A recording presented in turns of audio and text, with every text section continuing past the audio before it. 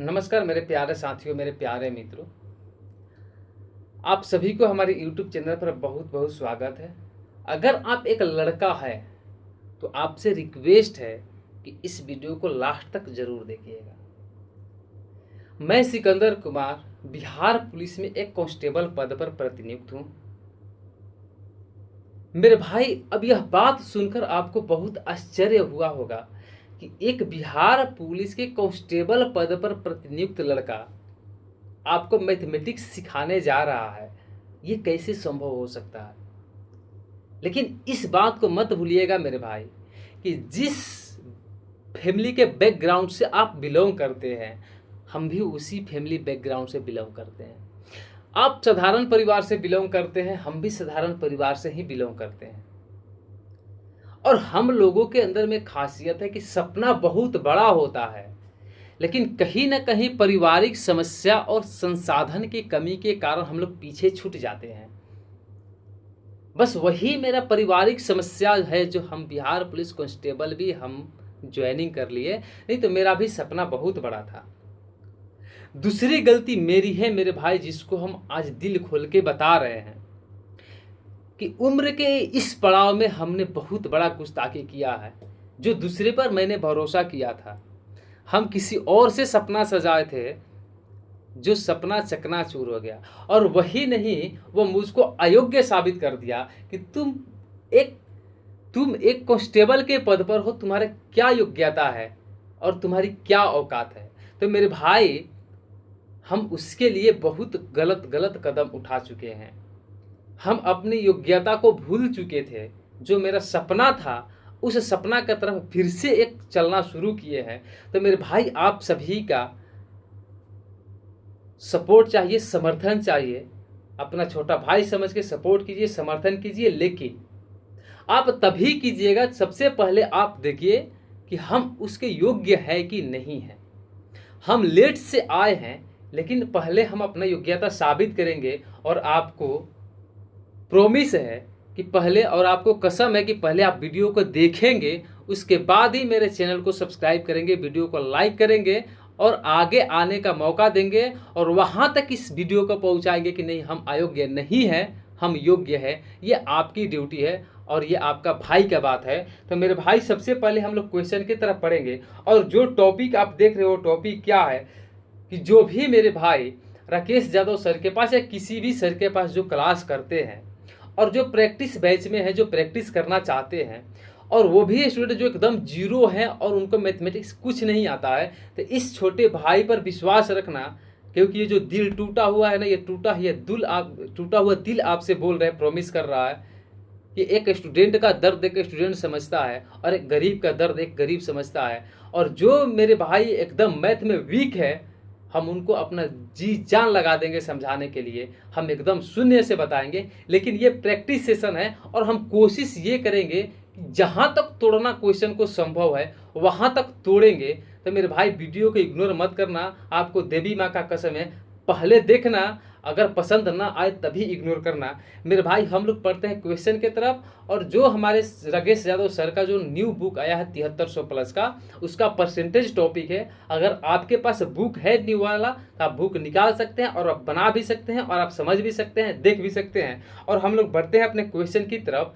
और हम लोगों का जो पहला क्वेश्चन है वो क्या कहता है कि 1/5% के समतुल्य भिन्न क्या होगा। समतुल्य का मतलब तो मेरे भाई समझते होंगे कि समतुल्य का मतलब बराबर होता है। अब मेरे भाई, 1/5 जो है वो तो ऑलरेडी क्या है, भिन्न है। 1/5% का समतुल्य भिन्न क्या होगा। अब इसको भिन्न में चेंज करना है। तो मेरे भाई, यहाँ पर दो कंडीशन उत्पन्न होता है। अगर 1/5% का हम प्रतिशत हटाएंगे तो सर बोलोगे कि 1 तो 100 आएगा। लेकिन ये कंडीशन क्या हुआ कि हम पूरा 1/5 में 100 से डिवाइड कर रहे हैं। और दूसरा कंडीशन होगा मेरे भाई, 1 में 5/100 से डिवाइड करेंगे। ध्यान से समझना, ठीक है। तो इस कंडीशन में जो होता है, 1/5 में 100 से मल्टीप्लाई होता है और इस कंडीशन में होता है 1×100/5 होता है। इस दोनों को याद रखना है। उसी प्रकार अगर हम इसको तोड़ेंगे तो 1/5 और प्रतिशत को हटाएंगे तो बाटा में लिखेंगे 100, इसका मतलब 100 से 5 में मल्टीप्लाई होगा तो 1/500 हमारा करेक्ट आंसर होगा। तो ऑप्शन नंबर बी इसका करेक्ट आंसर होगा। अब बढ़ते हैं मेरे भाई नेक्स्ट क्वेश्चन की तरफ। और अगला क्वेश्चन क्या कहता है कि एक शोरूम में टीवी और राइस कुकर्स का अनुपात 2:3 है। शोरूम में राइस कुकर्स का प्रतिशत क्या होगा? और जितने भी क्वेश्चंस है किसी न किसी एग्जाम में पूछा जा चुका है मेरे भाई। एक शोरूम में टीवी और राइस कुकर्स है तो हम टीवी को टीवी लिख दिए और राइस कुकर्स को हम लोग आरसी लिख देते हैं, ठीक है। और दोनों का अनुपात जो दिया है 2:3। और अनुपात का मतलब क्या होता है कि अगर ये टीवी 2 है तो राइस कुकर्स 3 है। अगर टीवी 4 है तो राइस कुकर्स 6 है। अगर ये टीवी 20 है तो राइस कुकर 30 है। कोई अंतर नहीं पड़ने वाला है, 0 से 0 कट के फिर लास्ट में 2:3 ही आएगा। ये रेशियो का रेशियो क्या है? एक कंपैरिजन है, एक तुलना है।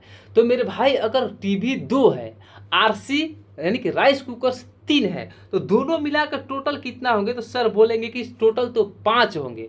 तो कहता है शोरूम में राइस कुकर्स का प्रतिशत क्या है? तो भैया प्रतिशत निकालेंगे तो टोटल में ना निकालेंगे। अगर जो मेरे भाई अगर 3/2 गुना 100% निकाल रहे हैं वो बिल्कुल गलत निकालते होंगे।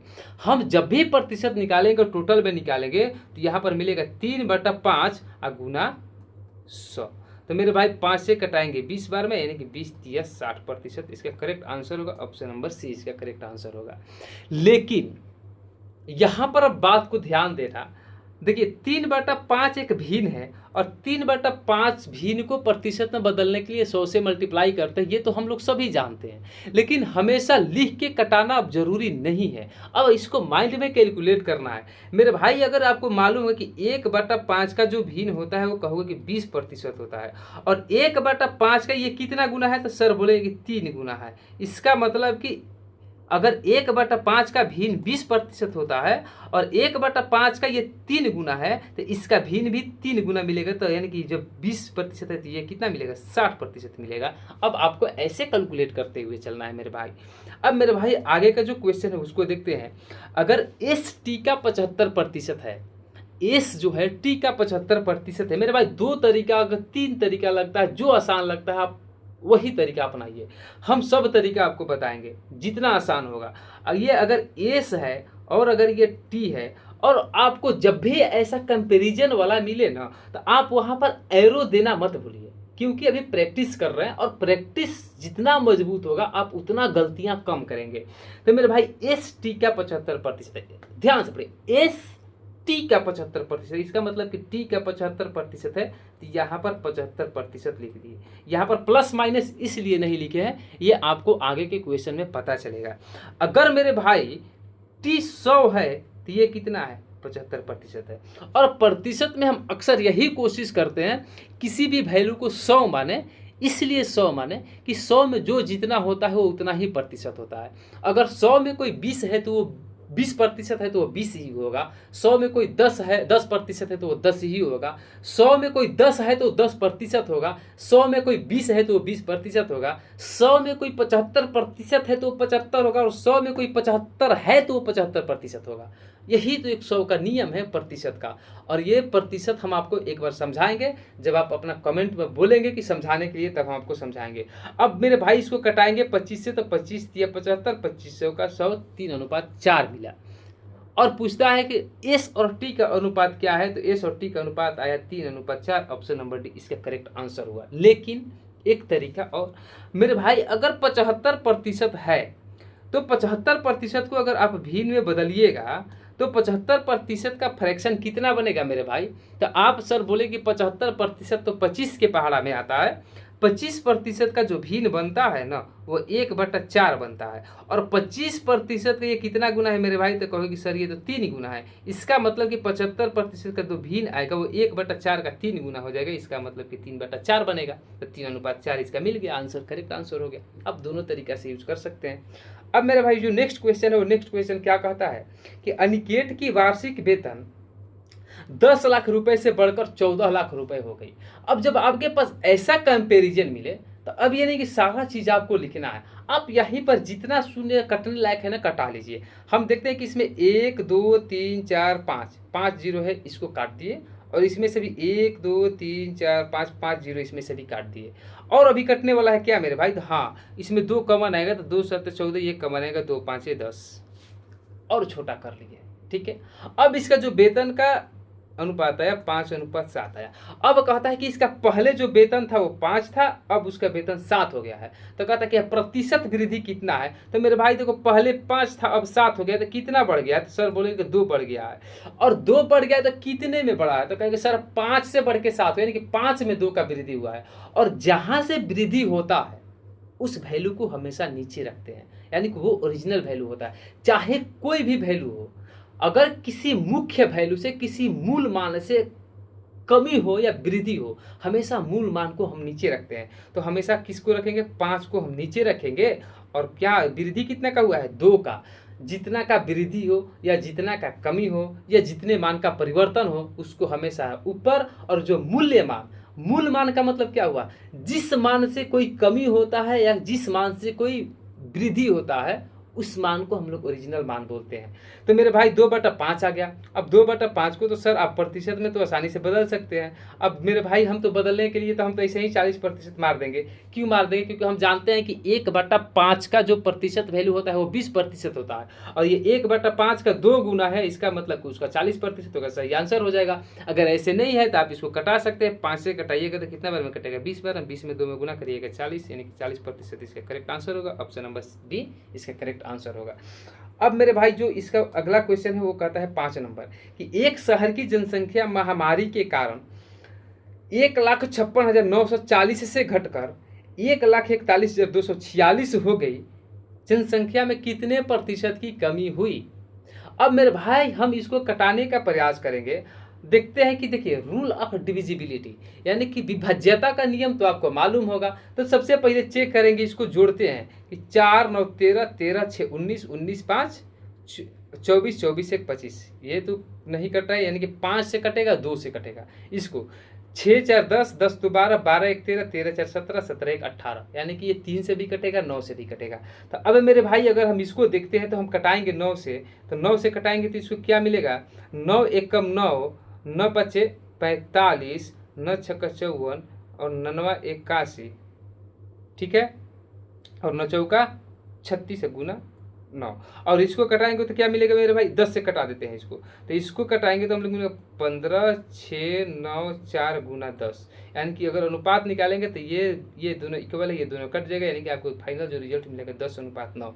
अब सवाल कहता है कि जनसंख्या में कितने प्रतिशत की कमी हुई।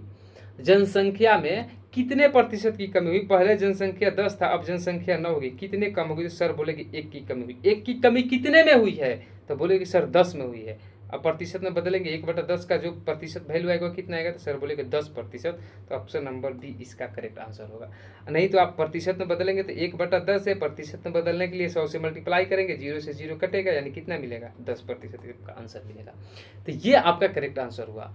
अब नेक्स्ट क्वेश्चन क्या कहता है कि एक महामारी के कारण एक छोटे शहर की जनसंख्या 18,000 से घटकर 15,000 हो गई, जनसंख्या में कितने प्रतिशत की कमी आई है। तो मेरे भाई तो अभी तो हम बताए कि अगर ऐसा सवाल है तो यहीं पर काट पीट दो इसको, 3 0 से 3 0 कट गया। अभी और आगे कट रहा है क्या, तो मेरे भाई कट रही है 3 6 18 और ये 3 5 15, यानी कि आपको मिले 6:5। अब कहता है कि जनसंख्या में कितने प्रतिशत की कमी आई। पहले जनसंख्या कितने थी, 6, अब जनसंख्या कितने हो गई है, 5। कितने की कमी हुई है सर, तो सर बोलेगे 1 का, तो 1 चला जाएगा ऊपर। और किससे कमी हुई है, तो सर बोलेगे 6 से, तो 6 चला जाएगा नीचे। ये मिल गया हमको एक भिन्न, और भिन्न को प्रतिशत में बदलने के लिए कॉन्सेप्ट है कि 100 से मल्टीप्लाई करेंगे, लेकिन हर बार ये काम नहीं करेंगे। हमको ऐसे ही पता है कि 1/6 का जो प्रतिशत वैल्यू होता है 16.2/3%, और 2/3 को हम क्या लिख सकते हैं, तो सर 0.66%। इसका मतलब कि 16.66% जिस ऑप्शन में है उसको हमारा करेक्ट आंसर होगा। तो ये सारा कॉन्सेप्ट अगर आपको मेरे भाई जानना है तो प्लीज़ अगर चैनल पर नए हैं तो चैनल को सब्सक्राइब कर दीजिए और अपने भाई का सपोर्ट कीजिए, और ये आपका भाई आपको सबसे बेस्ट सिखाने का प्रयास करेगा। तो मेरे भाई अब नेक्स्ट क्वेश्चन की तरफ बढ़ते हैं और देखते हैं कि ये सवाल क्या कहता है। ये सवाल क्या कहता है मेरे भाई, ध्यान से देखना एकदम। ये सवाल कहता है अगर ए बी का 95% है तो ए का कितने प्रतिशत बी होगा मेरे भाई। कहता है कि ए जो है ना, ध्यान से देखिएगा, ए जो है ना वो बी का 95% है। किसका? बी का 95%। बी से 95% अधिक नहीं है। ए जो है बी का 95% है, तो यहाँ पर 95% लिख दिए। अगर बी 100 है तो ए कितना है? 95 है। अगर ये 200 होगा तो इसका 95% निकाल के लिखेंगे। तो मेरे भाई यहाँ से कटाएंगे तो 95 तो कितने बार में कटेगा? 5 से कटाएंगे तो कितने बार में कटेगा? 19 बार में। 5 से कटेगा तो कितने बार में कटेगा? 20 बार में। 19:20 आ गया, पहला तरीका। अब कहता है ए का कितने प्रतिशत भी होगा। अगर इसका रेशियो एक तरीके से और निकालना चाहे तो आप निकाल सकते हैं मेरे भाई। हम वो चीज़ आपको समझाएंगे जो आप समझना नहीं चाहते हैं, और थोड़ा सा पेशेंस रखिए क्योंकि वो समझना आपके लिए बहुत ज़रूरी है मेरे भाई। अगर हम 95% का वैल्यू लिखे, फ्रैक्शन लिखे, तो आपको तो पता होगा 95% का फ्रैक्शन लिखने के लिए आप क्या करिएगा, तो करिएगा कि सर अगर यहाँ पर 95% है तो सर बोलेंगे कि अगर किसी भी प्रतिशत को भिन्न में बदलना है तो उसमें हम 100 से भाग करते हैं, और 100 से भाग कर दिए। अब इसको कटाएंगे तो 5 से कटाएंगे तो कितने बार में कटेगा? 19 बार में। 5 से कटाएंगे तो 20 बार में कटेगा। आप 19/20 ऐसे भी लिख सकते हैं। लेकिन अब हमको डायरेक्ट यहाँ पर याद रखना है मेरे भाई 5%। याद करिए कि जो 95 है ना, 95 का इकाई अंक 5 है। इसका मतलब कि ये जो 95 है ना, ये 5 के टेबल में जरूर आएगा। और मेरे भाई जो 5% का जो भिन्न होता है ना सर, वो बोलेगी 1/20 होता है। बोलेगे सर ना 1/20 होता है। और अब यहाँ पर आप ये देख रहे हैं कि जो 95 है वो 5% का कितना गुना है, तो सर आपको टेबल तो याद होना चाहिए 19%, यानी कि 19 गुना है। अगर 19 में 5 में गुना करेंगे तो 95 आ जाएगा। और 5% का जो भिन्न होता है 1/20, और 5% का ये 19 गुना है, तो इसका भिन्न भी इसके भिन्न का 19 गुना हो जाएगा। और ये 1/20 है तो कितना हो जाएगा? 19/20 हो जाएगा। आप ऐसे भी इसका भिन्न निकाल सकते हैं। लेकिन अब सवाल कहता है कि ए का कितने प्रतिशत बी होगा। तो एक यहाँ पर याद रख लेना है, जिससे बटा जिसका, जिससे बटा जिसका को याद रखना।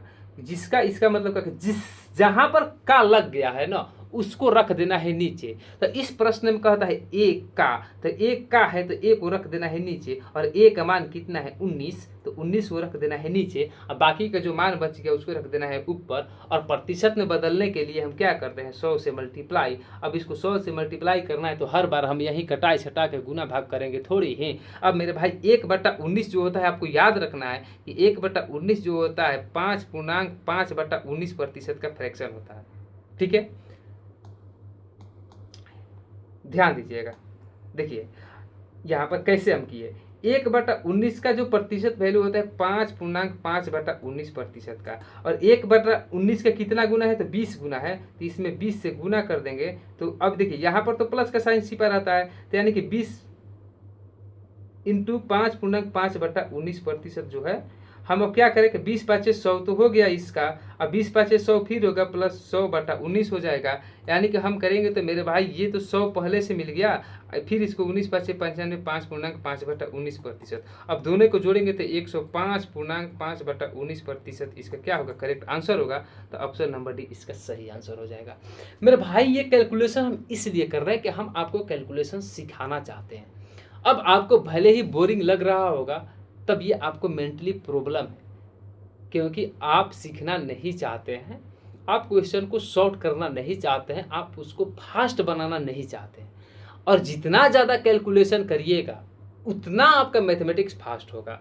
अब मेरे भाई आगे का जो सवाल है वो क्या कहता है कि 2 घंटे 25 मिनट का अंतराल 2 घंटे 30.5 मिनट के रूप में गलत अनुमानित किया गया है, त्रुटि का प्रतिशत क्या होगा। मेरे भाई सवाल कहता है कि एक व्यक्ति जो है ना उसको 2 घंटे 25 मिनट का अंतराल काउंट करना था, लेकिन वो गलती से 2 घंटे 30.5 मिनट के रूप में गलत अनुमानित कर दिया। तो कितना प्रतिशत वो गलती कर दिया है। तो मेरे भाई यहाँ पर देखिए, रेशियो जब भी निकालते हैं तो दोनों का यूनिट सेम होना चाहिए, क्योंकि जब भी तुलना होता है ना तो दो सेम यूनिट में होता है। अब ये नहीं है कि अगर हम किसी आदमी का कंपैरिजन गधा से करें तो वो तो गलत है ना, भले आप करिए वो तो गाली हो जाएगा, लेकिन एक आदमी के कंपैरिजन एक आदमी के ही हाइट से हो सकता है। एक आदमी का बुद्धि का तुलना एक आदमी के बुद्धि से ही होता है। अब ये नहीं कि एक आदमी का तुलना किसी गधा का या किसी घोड़ा का या किसी बंदर का बुद्धि से किया जाए, तो ये गलत बात है। अब मेरे भाई यहाँ यूनिट सेव करना है। देखिए यहाँ पर 2 घंटा 25 मिनट है, तो मेरे भाई बोलोगे कि 1 घंटा में कितना मिनट होता है, तो सर बोलोगे कि 60 मिनट होता है। तो हम बोलेंगे सर जब 1 घंटा में 60 मिनट होता है तो 2 घंटा में कितना मिनट होता है, तो सर बोलेगे 2 घंटा में तब 120 मिनट होगा, 60 दूनी 120 मिनट होगा, और 25 मिनट ये है, तो 1 घंटा 20 मिनट यानी कि 120 मिनट में 25 मिनट और जोड़ देंगे तो मिलेगा सर 145 मिनट। अब इसको रेशियो का साइन दे दिए। अब 2 घंटा बराबर 120 मिनट 30.5 मिनट हो गया था, 120 और 30.5 तो कहेंगे सर 150.5, तो सर बोले 150.5। हम सर क्या कि इस डेसिमल को यहाँ से हटा के यहाँ पर 0 चढ़ा दिए, क्योंकि ये रेशियो का नियम है। अगर आप रेशियो नहीं जानते हैं तो सेम कंडीशन क्या होता है, जैसे हम फ्रैक्शन यानी कि भिन्न का जोड़ घटाव करते हैं ना, वही कंडीशन इसमें भी होता है। तो मेरे भाई हम सिखाना चाहते हैं आपको, अगर 1450 अनुपात 150.5 है, अगर हम इस डेसिमल को हटाएंगे तो बाटा में 10 आएगा, सॉरी 100 नहीं 10 आएगा। तो अब मेरे भाई जो बाटा पे का कैलकुलेशन करते हैं ना, ये तो 145 था, इस जीरो को हटा दीजिए। अगर ये 145 था, इस जीरो को हटा दीजिएगा, इसको हटा दीजिएगा। अब ये बाटा पर करेंगे तो क्या आएगा, आप यहाँ पर अब 0 आ जाएगा, तब यहाँ पर 0 आ जाएगा। कुछ करना थोड़ी ये है, 145 1450 रहेगा, ये 10 हट जाएगा। अब इसको काट पीट करिएगा मेरे भाई, तो देख रहे हैं कि यह भी 5 से कटेगा, ये भी 5 से कटेगा और ये भी 5 से कटेगा। तो 5 से कटाएंगे तो 5 दूनी 10, 5 से 9 45, 0 5 दिए 15, 0 5 एकम 5। बस अब इसके आगे अब तो नहीं कटने वाला है मेरे भाई। अब कहता है कि त्रुटि प्रतिशत क्या था, उसको काउंट करना था, 290 काउंट कर दिया 301। कितना गलती कर दिया है मेरे भाई, सर बोले कि 90 और 301 है, इसका मतलब कि 11 वो गलती कर दिया है, 11 मिनट या 11 यूनिट वो गलती कर दिया। लेकिन गलती जो हुआ है वो कितने में गलती हुआ, उस काउंट कितना करना था 290, लेकिन कर दिया है कितना 301, यानी कि ओरिजिनल जो वैल्यू है कितना होगा 290। तो 11/290 और प्रतिशत में बदलने के लिए 100 से मल्टीप्लाई, 0 से 0 कटेगा, यानी कितना मिलेगा 110/29। मेरे भाई जब भिन्न में बदलना है, ठीक है, तो अब आपको 30 तक तो कम से कम टेबल याद करना होगा। कब तक भागिएगा, भागने से तो होगा नहीं। तो मेरे भाई अब क्या करेंगे, इतना तो हमको कन्फर्म है कि बाटा में 29 आएगा। 29 तो देख रहे हैं कि सब में है, अभी तक हमको आंसर नहीं मिला, लेकिन हम 110 के नज़दीक पहुंचेंगे। वो भी कब, 110 से कम, 110 से ज़्यादा नहीं। तो मेरे भाई अगर 29 का टेबल पढ़ते हैं तो हम देखते हैं कि 29 या 87 होता है 87, और 29 चौका 116 होता है 116 होता है। तो 116 तो हम लेंगे नहीं, क्योंकि वो तो 110 से ज़्यादा हो गया। तो लेंगे हम 29 या 87, इसका मतलब कि यहाँ पर 3 होगा। अब देखते हैं कि 3 इसमें भी है, 3 इसमें भी है, अभी भी हमको आंसर नहीं, इसका मतलब ये आंसर नहीं होगा, ये आंसर नहीं होगा। अब इस दोनों में से कोई एक होगा। तो 29 या 87 और 13 इधर बचा और 10 उधर बचा, यानी कि मिला इधर से 23, यानी कि 3.23/29, ऑप्शन नंबर सी इसका करेक्ट आंसर मिल गया। अब ये सब कैलकुलेशन तो आपको करना है। देखिए अब नेक्स्ट जो क्वेश्चन है वो क्या कहता है, अगर ए बी का 95, सॉरी नेक्स्ट क्वेश्चन देखना है, 8 नंबर हो गया, हाँ 9 नंबर है। जब एक रेखाखंड की लंबाई 10 सेंटीमीटर मापी जा रही थी, ठीक है, तो गलती से उसकी लंबाई 10.2 सेंटीमीटर मापी गई, माप में प्रतिशत त्रुटि ज्ञात करना है। अब मेरे भाई यहाँ पर सही जो माप था उसको कितना मापना था, सर बोले कि 10 सेंटीमीटर सही मापना था, लेकिन वो गलती से क्या माप दिया, गलती से उसी चीज को 10.2 सेंटीमीटर माप दिया। तो सर अब बोले कि वो त्रुटि कितना किया है, तो सर बोले कि वो तो 0.2 सेंटीमीटर का गलती कर दिया है, और ये जो गलती कर दिया है इस गलती के कारण 0.2 सेंटीमीटर बढ़ गया।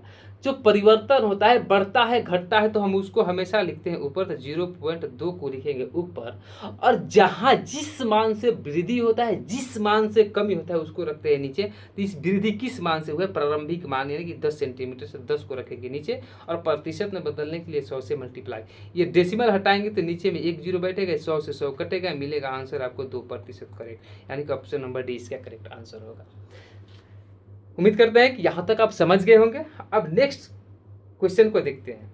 कहता है कि यदि रीता का वेतन गीता के वेतन से 25% अधिक है, यदि रीता का वेतन, रीता को हम सूचित करते हैं आर से और गीता को सूचित करते हैं जी से, दो का ही ये है।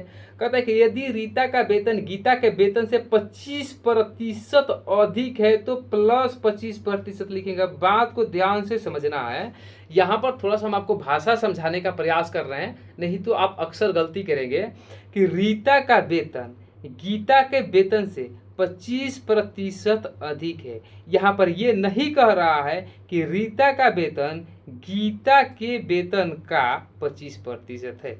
गीता का वेतन का 25% है, दोनों में अंतर है। रीता का वेतन का 25%, समझ गए।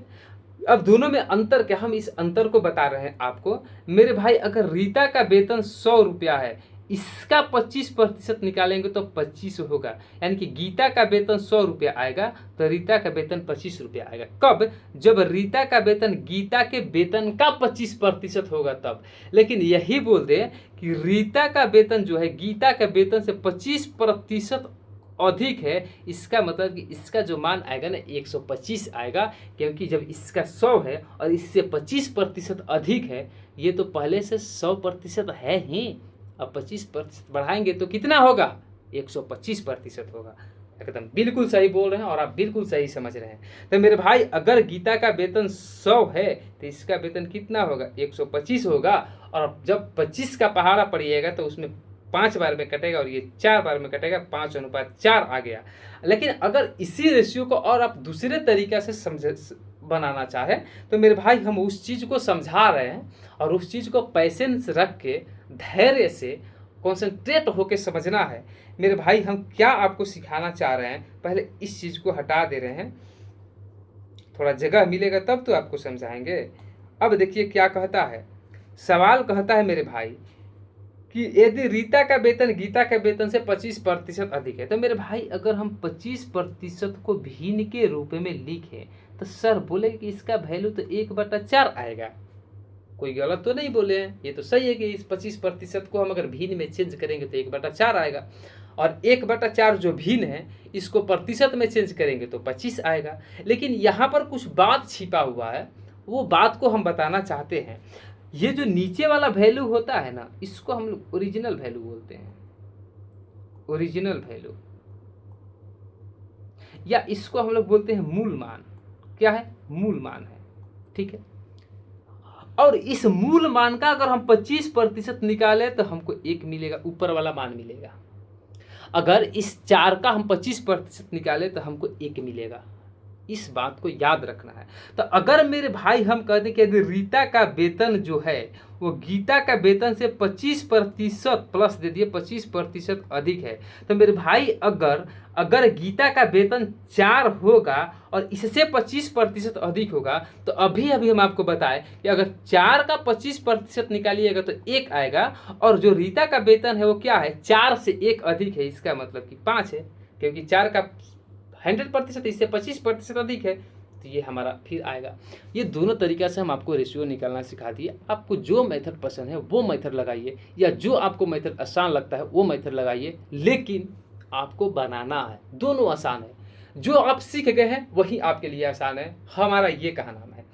अब मेरे भाई अब यहाँ से हम क्वेश्चन पढ़ते हैं, तो कहता है कि रीता के वेतन से कितने प्रतिशत कम है गीता का वेतन, यानी कि गीता का जो वेतन है रीता के वेतन से कितने प्रतिशत कम है। तो हम यहाँ देख रहे हैं कि मेरे भाई वो तो कम है 1, और 1 जो कम है भाई कितने से कम है, तो सर बोलेंगे 5 में कम है, और प्रतिशत में बदलने के लिए 100 से मल्टीप्लाई कटाइएगा तो आएगा 20%। और नहीं तो आपको डायरेक्ट अगर याद है कि 1/5 का जो प्रतिशत वैल्यू होता है वो 20 होता है, तो ऑप्शन नंबर ए को आप ऐसे ही करेक्ट आंसर मार दीजिएगा।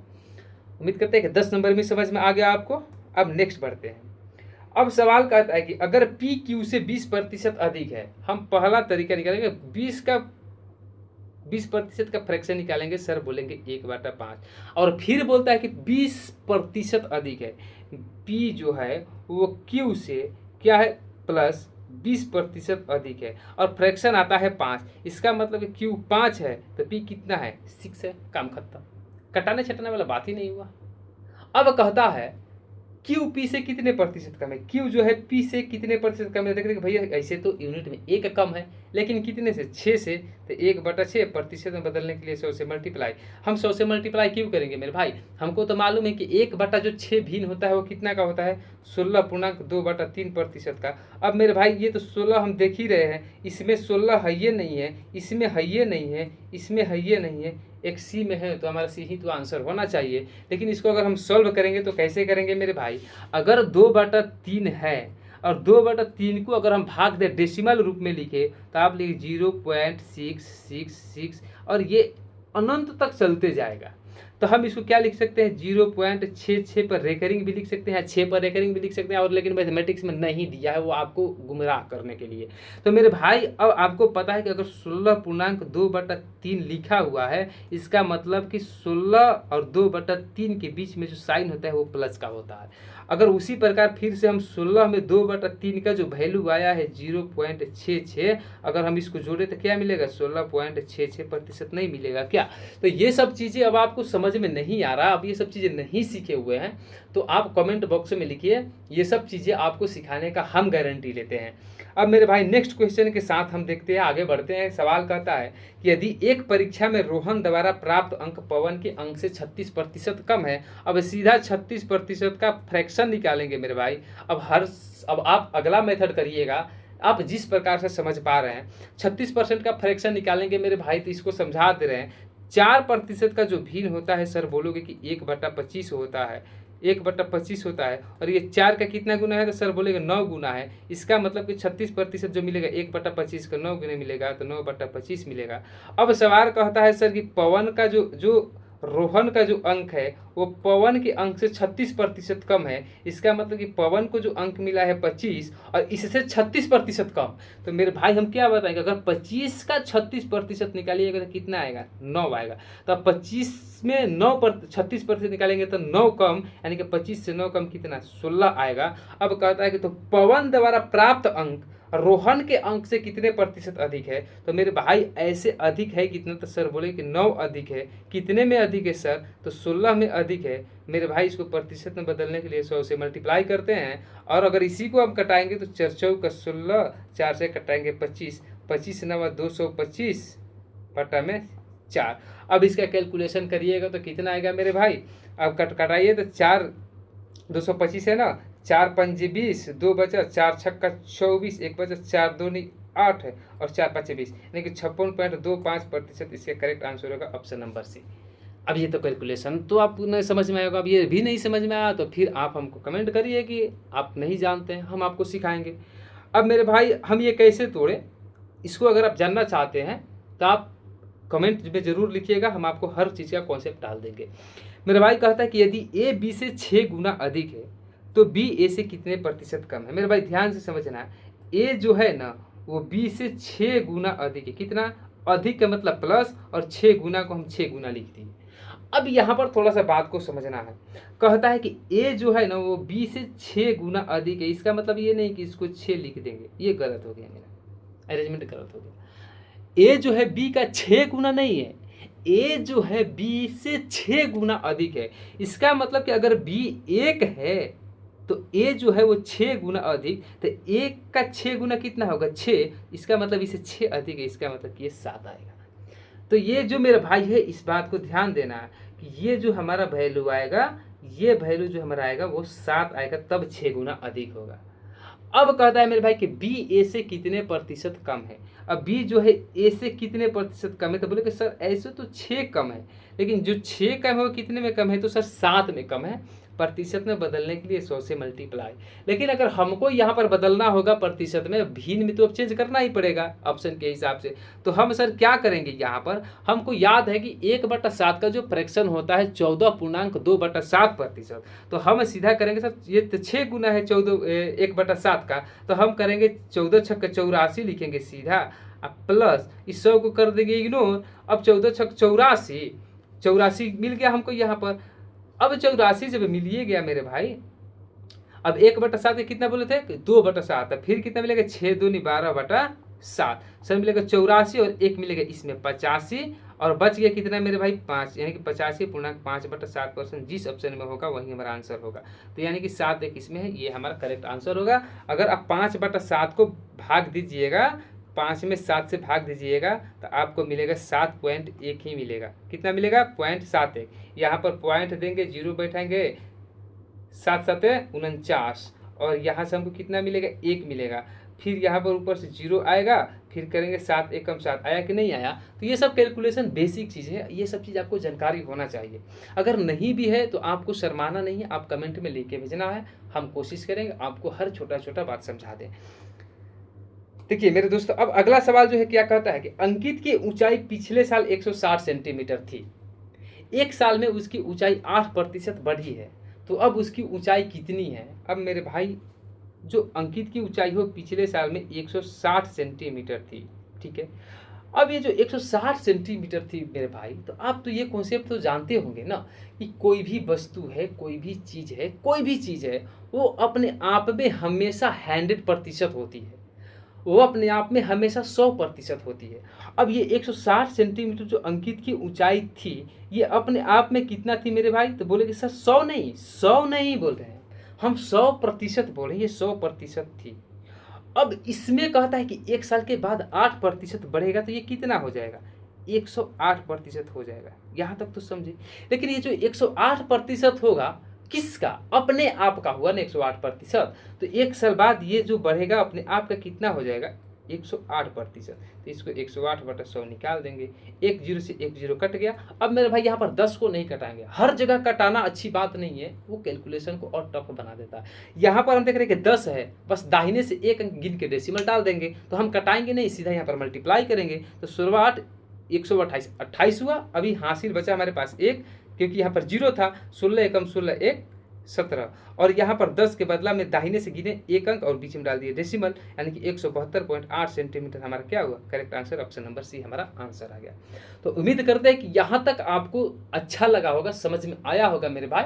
तो प्लीज़ अपने इस छोटे भाई को सपोर्ट करना अगर अच्छा लगा होगा तो। अगर आपको लग रहा है कि हम योग्य हैं, किसी के कहने के बात में नहीं आना है, चैनल पर नया है, चैनल को सब्सक्राइब करना है, अपना फुल सपोर्ट करना है, और मिलते हैं नेक्स्ट वीडियो में इस 7300 प्लस के क्वेश्चंस के साथ में। और आप भी तैयार रहिएगा, आप कितना मैथमेटिक्स पढ़े हैं और कितना सीखे हैं, और हम आपको सिखाने के लिए, समझाने के लिए तैयार हैं। जय हिंद।